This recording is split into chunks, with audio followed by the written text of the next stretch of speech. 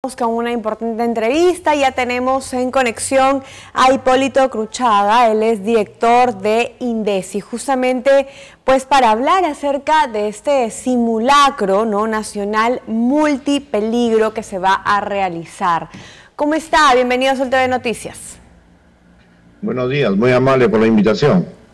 Perfecto, cuéntenos un poquito acerca de este simulacro. ¿Cuándo se va a realizar? ¿En qué momento? ¿En qué consiste? Bien, este ejercicio que es de preparación para un eventual sismo o terremoto, como lo conoce la población, se va a realizar hoy día a las 10 de la mañana en todo el país, ¿no? Cada distrito del país, concretamente en La Libertad, los 83 distritos, tienen que realizar este ejercicio con su población, de tal manera que nos encontremos preparados, Dios no lo quiera, vaya a ocurrir un sismo de gran magnitud, y de esta manera evitar la pérdida de vidas, la pérdida de la salud e incluso el patrimonio de muchas de las personas, ¿no? Pero ¿cómo lo conseguimos eso? Con ejercicios permanentes. Por eso los simulacros se repiten 3 o 4 veces al año, de tal manera que la población vaya cogiendo una práctica de evacuar un local o el domicilio, ¿no? Y de esta manera salvaguardar la vida. Ok.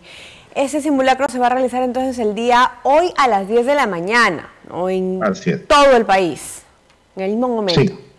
Ok, perfecto. Entonces, los ciudadanos, por ejemplo, a pie o no, que estén movilizándose, ¿qué medidas de repente tienen que tomar? Los que están en el hogar, en el centro de estudio, en el centro laboral, tienen que salir organizadamente hacia la zona de seguridad, ¿no? Que generalmente son unos círculos con una letra S previamente marcados, ya sea por el director o jefe de institución o por el director de la institución educativa. En los barrios también debería haber zonas donde uno conozca que son zonas seguras, ¿no? De tal manera que podamos evacuar hacia allá. Y en el hogar, en tanto está el sismo, ubicarnos en la zona de seguridad, que generalmente son la intervención de las columnas, ¿no? Con los dinteles o cerca de las escaleras, que son de concreto armado, o la caja de ascensor. Lo que se pide acá es que durante 1 minuto y medio se permanezca ubicado junto a la columna o junto a la escalera, y luego de eso evacuar ordenadamente hacia la calle o hacia el parque o hacia la zona de seguridad.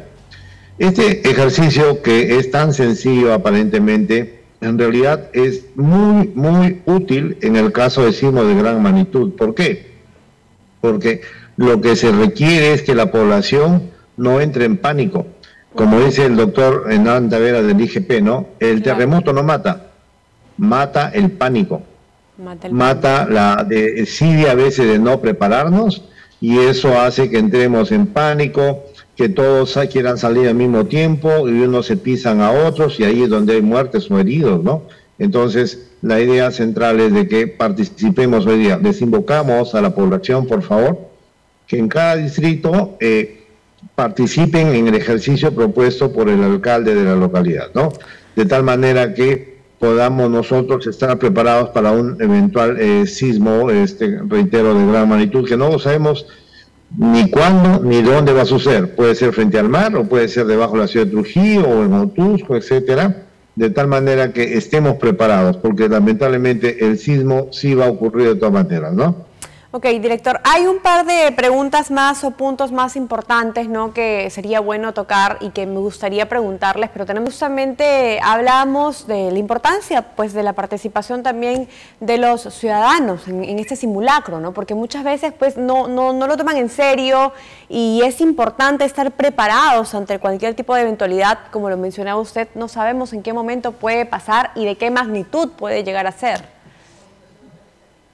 Claro, la idea central es la siguiente, ¿no? Debemos entender que la lluvia, que el sismo, que el tsunami, no son un desastre, son fenómenos naturales. Exacto. ¿Qué cosa es el desastre entonces? Nuestra indiferencia, nuestra falta de voluntad de querer prepararnos, nuestra indiferencia nuevamente, pues, a las indicaciones de la autoridad, a la invitación que nos hacen para participar en estos ejercicios, ¿no? Ese es el desastre, porque prácticamente cuando haya un fenómeno natural como el sismo, lo que vamos a tener personas que no van a saber cómo reaccionar, no van a tener una mochila de emergencia y no van a tener posibilidades de repente o de salvarse a sí mismos o de salvar a sus seres queridos, que es la familia, ¿no?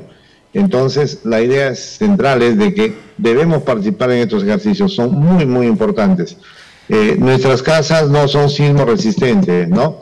Son, ¿cómo le diría? Son casas precarias, ¿no? Son casas precarias, son casas que no tienen una posibilidad de poder afrontar, ¿no? Un sismo de gran magnitud, como por ejemplo en Japón, ¿no? Claro. Entonces, dado esta situación, ¿qué nos toca hacernos? Prepararnos. ¿Cómo mantener la calma? ¿Cómo salir de mi casa o de mi institución educativa o de mi centro laboral? Y luego a dónde me dirijo, quién está organizando los teléfonos de la familia para mandar mensajes de texto, no usar el teléfono celular. Es que eso es lo que tenemos que practicar. ¿Cómo salir con la mochila de emergencia? ¿Quién está a cargo de la mochila de emergencia? Imagínese usted que por día encontramos hogares que no tienen mochila de emergencia. O sea, el desastre no es el terremoto. Claro. El desastre es que sabiendo que va a haber terremoto, no me preparo ni siquiera una mochila de emergencia para mis seres queridos. ¿Qué debe tener una mochila de emergencia? Eso, ¿no? ¿Qué debe tener una mochila de emergencia? Importante, ¿no? Que sepa la ciudadanía. La mochila de emergencia debe empezar con un cuaderno, con un bloc de notas, donde están los datos de la familia. Okay. Por ejemplo, los datos de la mamá. Nombre, Rosa Quirós. Edad, qué enfermedades padece, qué grupo y tipo sanguíneo tiene, qué medicinas usa. Solamente la mamá. Del papá, nombre y todo lo demás, ¿no? Del hijo, ¿no? Tal. Entonces, en ese cuaderno tenemos nosotros el historial de la familia y sobre eso, en la mochila de emergencia, lo primero que ponemos es la medicina que usa la familia. Okay. Hay algunos que son hipertensos, otros sufren de diabetes, otros tienen son pacientes oncológicos, etcétera, ¿no? Entonces, esa medicina es la que se pone ahí. Luego de eso ya vienen complementos como los alimentos no perecibles, como el agua, atún, ¿no? Otros alimentos que usemos en casa. Luego ya herramientas, luego abrigo, etcétera. O sea, la mochila de emergencia en realidad es un concentrador de lo que podríamos usar en una emergencia, ¿no? Okay. Eso significa de que yo, por ejemplo, no puedo prestar la mochila de emergencia a mi vecino porque ellos son diferentes integrantes, son más o son menos, de repente ahí son puro damas y acá en el hogar son puro varones o viceversa, etcétera, ¿no? Entonces la mochila de emergencia es obligatorio que cada hogar tenga, porque eso le va a ayudar a afrontar una emergencia, que puede ser un incendio urbano, una inundación, puede ser un sismo. O sea, la mochila de emergencia no es solamente para un evento específico, sino es para todo, ¿no? Eso es importante entenderlo. Claro. Usted mencionaba que no solamente se realiza un simulacro al año, sino son varios en realidad, ¿no? Justamente para ese tema de preparación. Ahora, ¿cómo ve el nivel de aceptación o participación de la población en ese tipo de simulacros hasta el día de hoy? Bueno, para lo que empezamos hace 20 años con los simulacros había un avance significativo. No el que quisiéramos, porque nosotros queremos que el 100% de la población participe. Sabemos que eso va a ser una meta muy, muy grande, pero es que usted entenderá que el sismo afecta a todos, no afecta a solamente a los estudiantes, o a los trabajadores, o a los que están en casa, ¿no? Afecta a todos. Y entonces ahí nosotros tenemos que entender de que la preparación es para todos. Si yo no participo hoy día, pues lo que estoy perdiendo es una gran oportunidad de prepararme. Estoy perdiendo una oportunidad de organizar a mi familia. Estoy perdiendo la oportunidad de preparar mi mochila de emergencia. Por supuesto. Es, en ese sentido, una irresponsabilidad y ese es el desastre. No es el terremoto, como le explico, ¿no? Claro, y hablando más claro es en realidad perder la oportunidad pues de salvar de repente la vida de nuestras familias, ¿no? O la propia vida en realidad. O sea, es realmente importante la participación en ese tipo de simulacros. Ahora, ¿usted podría de repente comentarnos o tiene una idea de cuán grande sería el daño en la ciudad de Trujillo ante una eventualidad así, ante un desastre así? Bueno, va a depender mucho de dónde es el epicentro, ¿no? Si, por ejemplo, es a 60 kilómetros frente a Salaberry, la ciudad de Trujillo va a ser afectada de una manera, de repente, un 10 o 20%, ¿no? Pero si está justo acá, frente a las costas nomás, a 5 kilómetros de Salaberry o de Víctor Larco, o por último está bajo la ciudad de Trujillo, en realidad nos afectaría muchísimo, ¿no? Ya el porcentaje puede subir al 50%, 60% de destrucción de la ciudad. Mire usted lo que pasó en Turquía hace poco, ¿no? Ciudades aparentemente modernas, con edificios muy altos, ¿no? De material noble, etcétera, y han caído como castillo de naipes, ¿no? Porque no se han respetado las normas técnicas por un lado, y por otro lado, tampoco no se habían preparado. Y ha sido un sismo bastante fuerte y al final han habido miles de muertos, la destrucción ha sido masiva porque el epicentro se ubicó en una zona cercana a estas ciudades, ¿no? Que fueron bastante afectadas. Así que yo no le podría precisar exactamente cuánto es el porcentaje, sino va a depender mucho de dónde va a ser el epicentro, pero siempre Defensa Civil trabaja en el peor escenario, que el epicentro puede ser debajo de la Plaza de Armas para dar en cuenta que la afectación sería terrible en realidad, ¿no? Claro, justamente eso, director, ni hablar del centro de Trujillo, ¿no? Que pues las construcciones en su mayoría son antiguas, definitivamente sería muy grave. Así es, efectivamente. Si fuera debajo del centro de Trujillo, lamentablemente todititas esas casonas, por no decir todas, caerían, pues, ¿no? Porque el mantenimiento es mínimo, ¿no? Pero también en el Alto Trujillo, en el Alto Mocho, zonas donde se utiliza adobe para construcción, el adobe es uno de los materiales menos resistentes para un sismo de gran magnitud. Entonces, por eso es la preocupación que tiene el Estado peruano y lo hace saber a través de INDECI e impulsa la participación de todas las municipalidades del país como que presiden la plataforma de defensa civil de la jurisdicción, ¿no?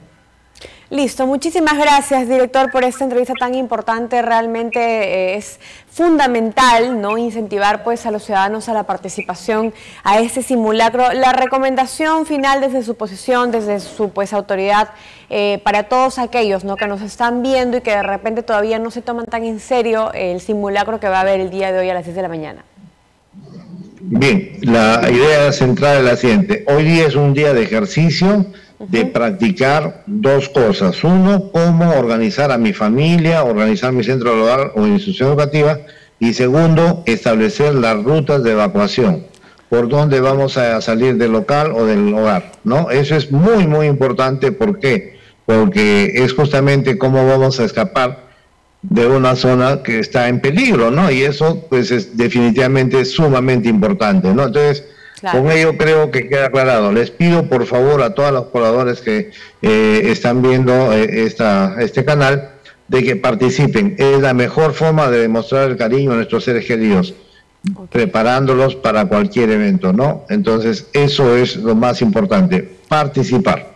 Listo. Muchas gracias. Muchísimas gracias. Fueron palabras justamente de Hipólito Cruchaga, director del Instituto Nacional de Defensa Civil. Definitivamente, ya lo saben, amigos, este simulacro se va a realizar el día de hoy a las 10 de la mañana. Importantísimo participar, ¿no?, para estar prevenidos ante cualquier eventualidad que no sabemos cuándo puede pasar y de qué magnitud puede